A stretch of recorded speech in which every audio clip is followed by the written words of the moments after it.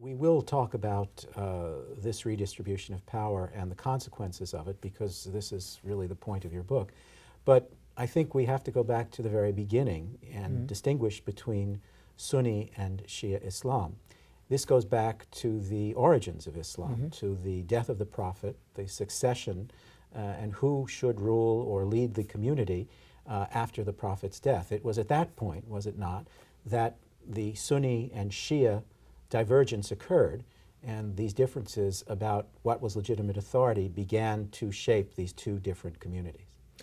Yes, the succession to the Prophet is the contention over which these two sects part ways. Although the actual parting of ways doesn't happen at that moment, it happens later on when civil wars and all kinds of internal dissent grip the young Muslim community, and some begin to think that maybe the way that the successor of the Prophet was chosen at the beginning was a mistake.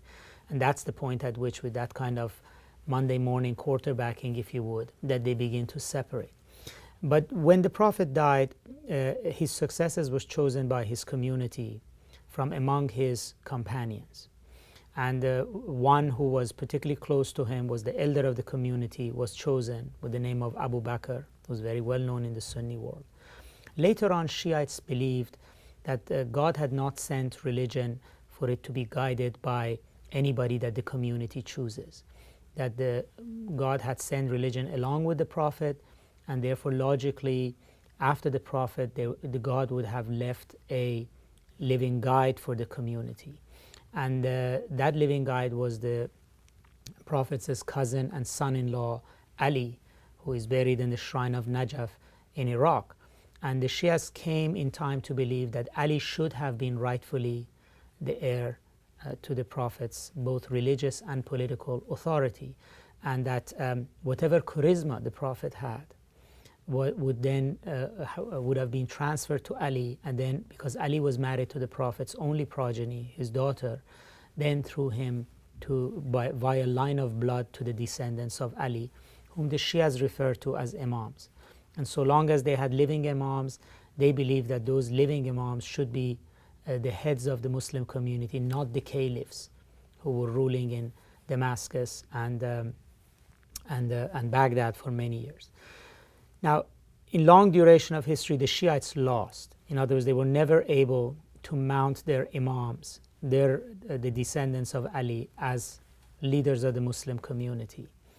But by and large, the way these two communities separated, brings to mind for a Christian maybe the memory of the division between the Eastern Church and the Western Church. Something that happened long time ago over something that might appear trivial to us today. But once the two sides parted ways, then they developed a very different relationship to the Scripture. They read it differently, they interpreted it differently, they saw theology differently, and then they have very different historical experiences. The history as it emerges, particularly in these early years, does involve even then a Shia minority and a Sunni majority, and there was actual conflict between these two communities over the proper succession. And even in those times, the Shia were more victimized than anything else in terms of the consequence they paid for not believing the mainstream way of succession. Absolutely. I mean, Shia history, early Shia history is very much like early Christian history. It's all suffering and persecution and life under the ground and fear and anxiety. The Shias early in their history did not experience what the majority Sunni did, which is success. Islam was born as a religion very successfully. It conquered Arabia quickly. It then conquered North Africa. It conquered southern Spain. It conquered Iran. It pushed the Byzantines out of the Levant area. It's a history of power and glory, early Islam, but not for the Shia minority. Their history is persecution. The most important act that gives birth to Shiism is when Ali's second son, by the name of Hussein, along with 70 members of his family, is surrounded by a 30,000-man Syrian army sent by the Caliph, demanding that he pay allegiance to the Caliph. And when he refuses, they force him into battle and he's massacred. All of them are massacred And for the Shiites, the death of Hussein, who's buried in the city of Karbala in Iraq today, is something like the crucifixion of Christ.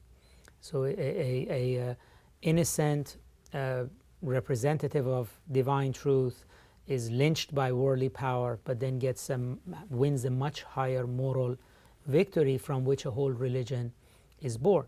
So the Shiites were born with that sense of persecution, having moral victory but not worldly power along with it. Things change in the medieval period when Iran becomes Shia, and then you for the first time have the birth of a major Shia empire. And then the battles with the Sunnis are not battles of underground religious dissidents against a much larger authority, but is much more like the Protestant Catholic battles of the medieval period. Namely, you have a Catholic prince and a Protestant prince, and they fight wars over territory. So you had a Sunni Ottoman Empire, which was rooted in Turkey and controlled Arab lands, and he was fighting with the Shia Empire in Iran over territory and over who would emerge as the more powerful force in the region. So the tenor of the battle changed, but ultimately the Shiites in terms of numbers remained the minority, and also within the configuration of the Middle East, outside of Iran, they were left out of power. So the modern states that we had in the Arab world, the Egypts, the Syrias, the Jordans, in some ways are the inheritors of the Ottoman Empire. And in Ottoman Empire, the Sunnis ruled. They were majority then, and whatever Shiites were among them, in Lebanon, in Iraq, they were minorities. So the modern Arab state carried that mantle of domination of Sunnis over Shias.